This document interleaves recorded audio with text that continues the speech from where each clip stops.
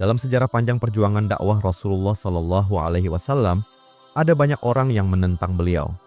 Ada yang memerangi beliau dengan pedang, ada yang menyerang dengan lisan, ada pula yang menyakiti dengan fitnah dan ejekan. Namun dari sekian banyak musuh Nabi, ada satu perempuan yang kebenciannya begitu besar. Bahkan Allah abadikan dirinya dalam surat khusus di dalam Al-Quran. Dialah Ummu Jamil binti Harb, istri dari paman Nabi sendiri, yaitu Abu Lahab. Ia bukan hanya sekadar penentang dakwah, tapi penyulut api kebencian yang tidak pernah padam. Nama aslinya adalah Arwa binti Harb. Ia dikenal cantik dan berpenampilan menarik di masa mudanya, sehingga orang-orang Quraisy memanggilnya Ummu Jamil, yang berarti wanita yang memiliki keindahan. Kunyah seperti ini sering digunakan di Arab untuk memanggil seseorang dengan cara yang lebih sopan dan terhormat, terutama bagi orang dewasa atau yang sudah punya anak. Namun ironisnya, keindahan fisiknya tidak diikuti dengan keindahan akhlak. Ia adalah wanita yang cantik rupawan, namun ia menjadi wanita yang paling jahat dalam sejarah Islam sampai Allah abadikan dirinya dalam Al-Quran. Allah masukkan ia ke neraka. Perlu diketahui bahwa Ummu Jamil berasal dari keluarga bangsawan Quraisy. Ia adalah saudari Abu Sufyan bin Harb, pemimpin besar Quraisy yang dahulu sangat memusuhi Islam sebelum akhirnya masuk Islam. Ia menikah dengan Abu Lahab, paman Nabi Muhammad SAW, yang seharusnya menjadi pelindung beliau. Namun, keduanya justru menjadi pasangan yang paling kejam dan keji dalam menyakiti Nabi. Sejak Rasulullah diangkat menjadi Rasul, Ummu Jamillah yang pertama kali menyalakan api kebencian di kalangan wanita Quraisy. Sahabat Pijar Studio yang dirahmati Allah Ta'ala. Dakwah Rasulullah Shallallahu Alaihi Wasallam di Mekah adalah ujian paling berat bagi seorang Nabi. Beliau tidak datang membawa pedang, tidak pula datang membawa harta, melainkan membawa kalimat tauhid, La ilaha illallah. Rasulullah Shallallahu Alaihi Wasallam berkata, ucapkanlah la ilaha illallah, maka kalian akan beruntung. Hadis riwayat Ahmad. Namun kalimat itu bagai petir di telinga orang-orang Quraisy, termasuk Ummu Jamil dan suaminya, Abu Lahab. Bagi mereka, ucapan itu berarti kehancuran berhala, runtuhnya kekuasaan, dan sirnanya kebanggaan jahiliyah yang mereka agungkan. Dikisahkan tentang awal permusuhan Ummu Jamil dengan Rasulullah Shallallahu Alaihi Wasallam. Suatu pagi di Mekah, Rasulullah Shallallahu Alaihi Wasallam naik ke atas Bukit Syafa, sebuah tempat tinggi di tepi Masjidil Haram, agar suaranya terdengar ke seluruh penjuru. Beliau memanggil kaumnya dengan suara lantang. Wahai Bani Fir, wahai Bani Adi, wahai seluruh kaum Quraisy, datanglah. Aku hendak menyampaikan sesuatu yang penting. Kaum Quraisy terkejut mendengar panggilan itu. Karena Muhammad dikenal jujur dan dipercaya, maka orang-orang dari setiap kabilah Quraisy datang berbondong-bondong ke Bukit Syafa untuk mendengarkan apa yang akan dikatakan Muhammad Sallallahu Alaihi Wasallam. Ada yang datang dengan wajah heran, ada pula yang penuh rasa hormat. Di antara kerumunan itu, tampak Abu Lahab, paman beliau sendiri, datang dengan langkah tergesa, diikuti oleh istrinya, Ummu Jamil binti Harb, saudari dari Abu Sufyan, perempuan bangsawan Quraisy yang dikenal tajam lidah dan tinggi gengsinya. Ketika semua telah berkumpul, Rasulullah Shallallahu Alaihi Wasallam berdiri di hadapan mereka dengan wajah yang tenang dan penuh wibawa. Beliau berkata, wahai kaumku, bagaimana pendapat kalian jika aku katakan bahwa ada pasukan berkuda di balik lembah ini hendak menyerang kalian? Apakah kalian akan mempercayaiku? Serentak mereka menjawab, kami tidak pernah mendapati engkau berdusta, wahai Muhammad. Beliau lalu melanjutkan dengan suara yang dalam dan penuh keyakinan. Kalau begitu, ketahuilah, aku adalah pemberi peringatan bagi kalian sebelum datangnya azab yang pedih. Sembahlah Allah semata dan jauhilah berhala-berhala kalian. Suasana yang tadi hening berubah menjadi riuh. Beberapa wajah terkejut, sebagian terdiam, sebagian lainnya menatap dengan pandangan tidak percaya. Bagaimana mungkin Muhammad, anak Abdullah yang lembut itu, berani menentang keyakinan leluhur mereka? Namun di tengah kebingungan itu, Abu Lahab melangkah maju. Wajahnya merah padam oleh amarah.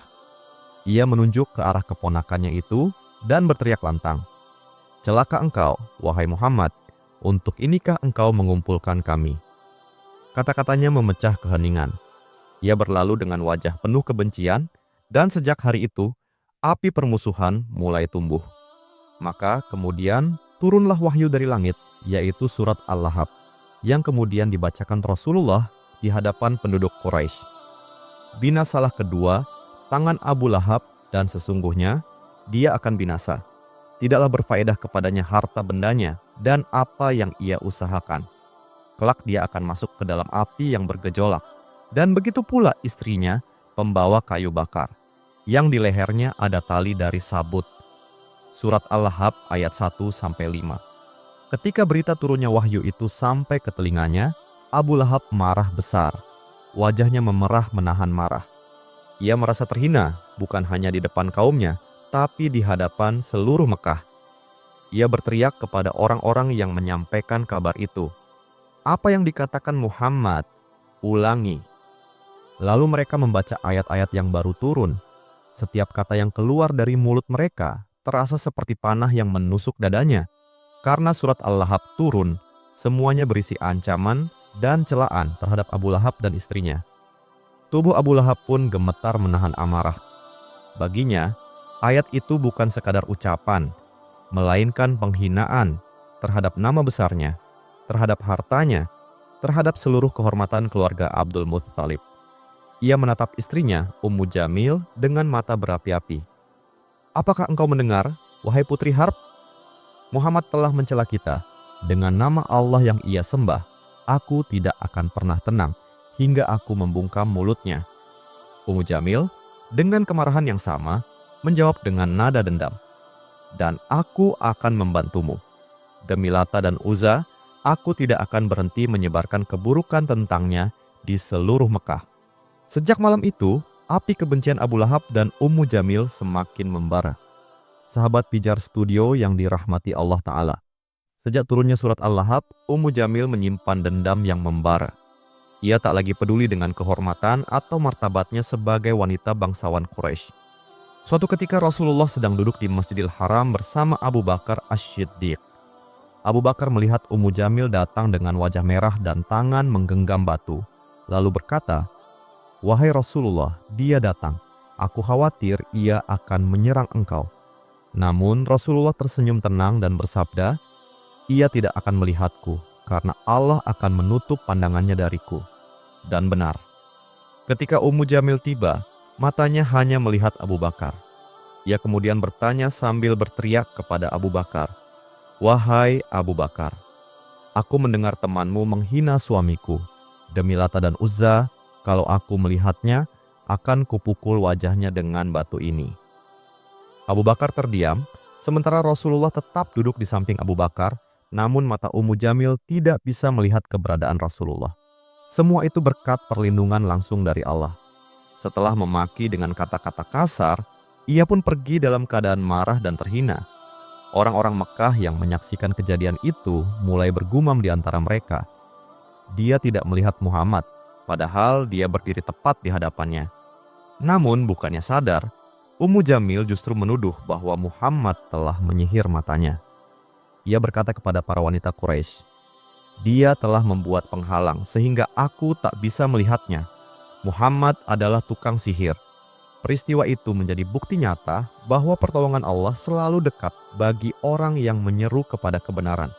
Rasulullah tidak membalas kebencian dengan kebencian, tidak menghadapi ancaman dengan amarah, tetapi dengan ketenangan dan keyakinan penuh kepada perlindungan Allah.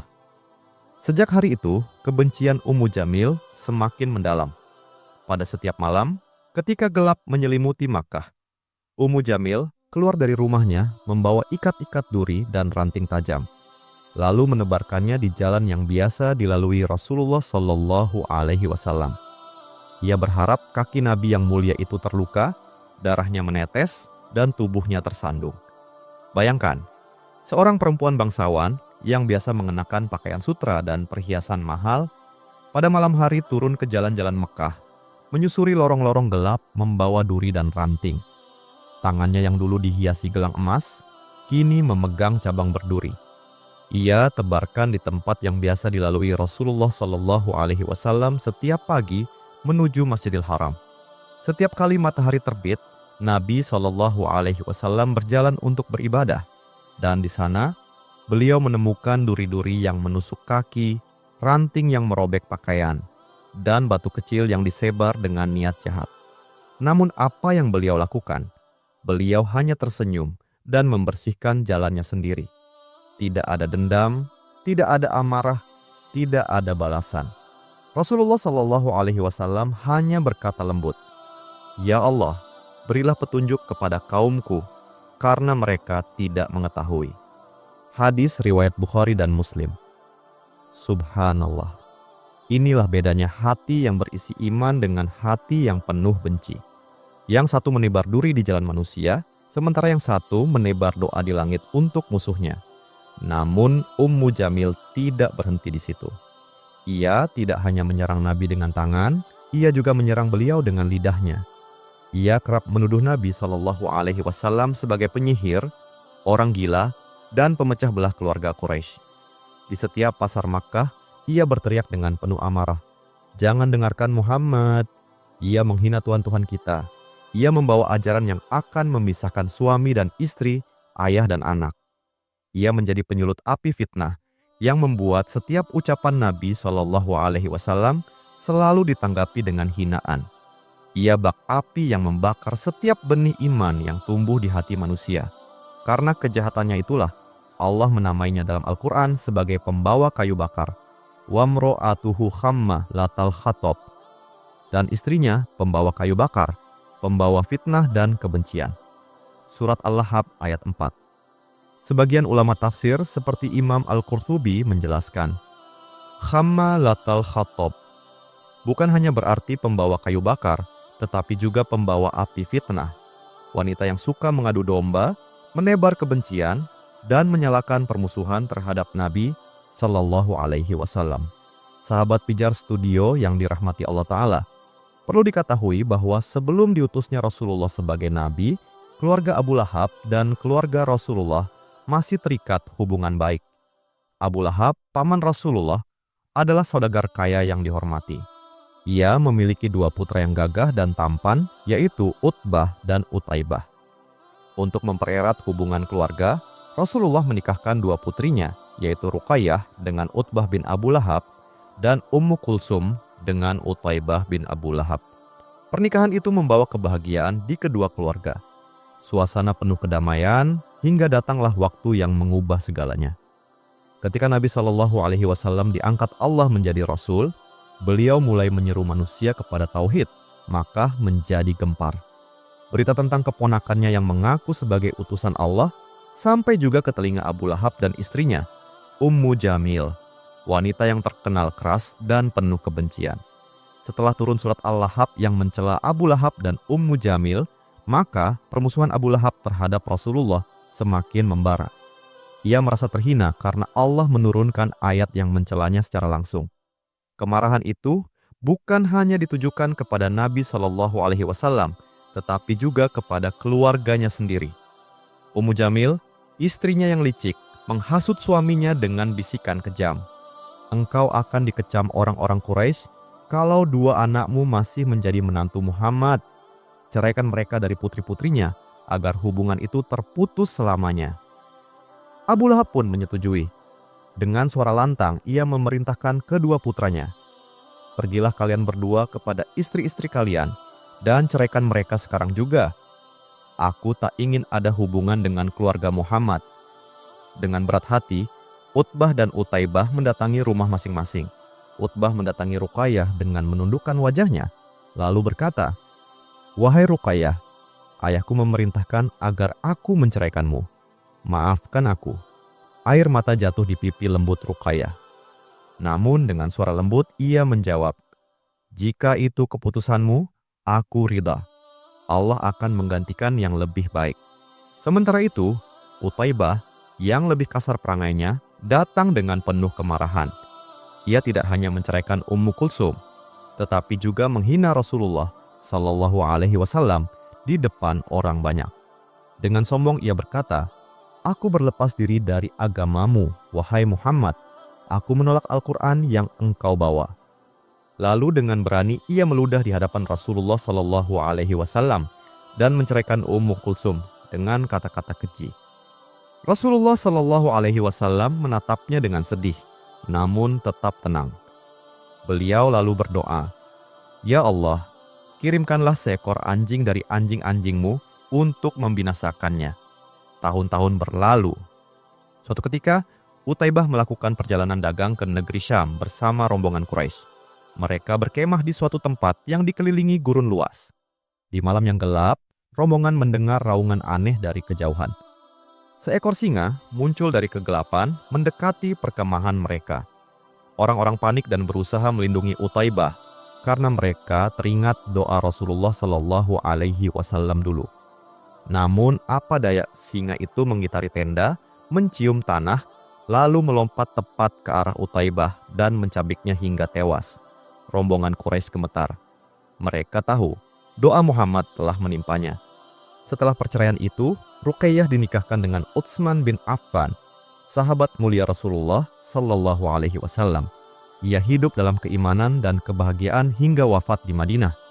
Sementara Ummu Kulsum juga kemudian menikah dengan Utsman setelah kakaknya wafat, hingga Utsman dijuluki Dzul Nurain, pemilik dua cahaya, karena menikahi dua putri Rasulullah Sallallahu Alaihi Wasallam. Adapun Utbah dan Utaibah, nama mereka tenggelam dalam kehinaan bersama ayah mereka, Abu Lahab, yang disebut langsung oleh Allah dalam Al-Quran sebagai orang yang binasa. Sahabat Pijar Studio yang dirahmati Allah Ta'ala. Permusuhan Ummu Jamil kepada kaum muslimin tidak pernah surut hingga akhir hayatnya. Bersama suaminya, ia menanggung kehinaan yang Allah janjikan dalam Al-Quran. Keduanya menjadi simbol kebinasaan bagi orang-orang yang memusuhi kebenaran, bukan karena tidak tahu, tetapi karena kesombongan dan kedengkian. Beberapa tahun setelah Nabi Shallallahu Alaihi Wasallam berhijrah, datanglah hari yang menjadi awal kehancuran Abu Lahab. Dalam riwayat Ibnu Ishaq dan Ibnu Katsir disebutkan bahwa 3 hari setelah Perang Badar, ketika kabar kekalahan Quraisy sampai ke Mekah, Abu Lahab jatuh sakit. Ia sangat marah mendengar bahwa para pemimpin Quraisy tewas, termasuk saudaranya sendiri, Utbah bin Rabi'ah dan Syaibah bin Rabi'ah. Ia menuduh Muhammad Shallallahu Alaihi Wasallam sebagai penyebab kehancuran keluarganya. Namun di tengah amarah itu, tiba-tiba tubuhnya terkena penyakit kulit yang aneh. Dari seluruh tubuhnya keluar bisul dan nanah berbau busuk.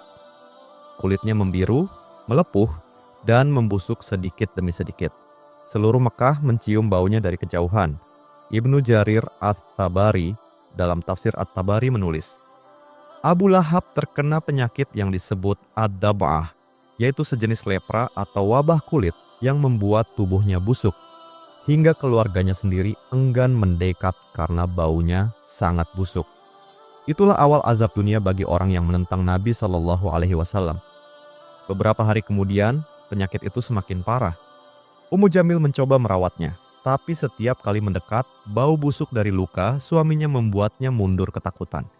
Abu Lahab menjerit kesakitan, namun tidak ada seorang pun dari keluarganya yang berani mendekat. Bahkan anak-anaknya pun lari meninggalkannya.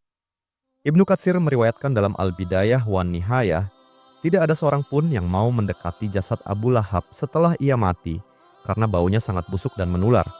Akhirnya keluarganya melemparkan batu dari jauh untuk menutup tubuhnya, lalu menggali lubang dangkal dan menyeret jasadnya dengan tongkat. Begitulah cara mati orang yang dahulu paling sombong di Mekah.